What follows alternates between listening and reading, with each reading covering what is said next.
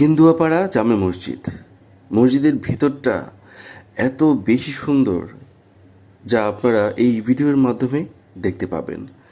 মসজিদের বাহিরে খুব সুন্দর একটি রাস্তার পাশেই রয়েছে বিশাল বড় একটা পুকুর।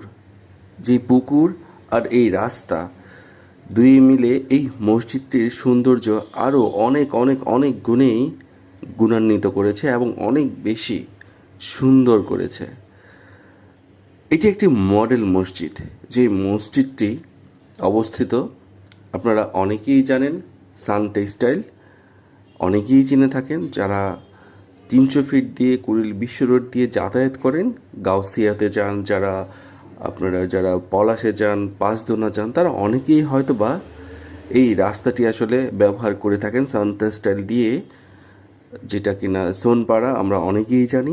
এই রাস্তা ধরেই কিন্তু সান টেক্সটাইলের পাশেই পেয়ে যাবেন নজর কাড়া সুন্দর আল্লাহর এই ঘরটি। যেই ঘরটির নাম কেন্দুয়াপাড়া জামে মসজিদ। মসজিদটির ভিতরে প্রবেশ করতেই আপনার চোখে পড়বে খুব সুন্দর একটি বাগান। মসজিদের ভিতরটায় এত সুন্দর বাগান কিন্তু আমি অন্য কোনো মসজিদে কখনোই দেখতে পাইনি।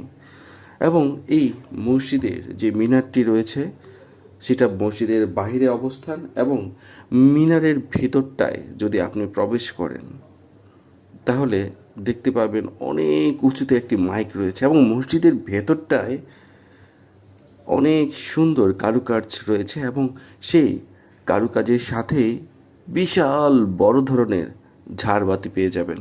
যে ঝাড়বাতিটি আপনারা ভিডিওর শুরুতেই দেখতে পেয়েছেন, এবং ভেতরটায় খুবই সুন্দর করে লাল গালিচা যেমন বিছিয়ে থাকে ঠিক তেমনটাই সুন্দর করে বিছানো রয়েছে নামাজের বিছানা।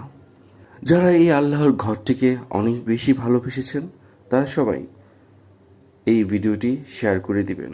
আসসালামু আলাইকুম।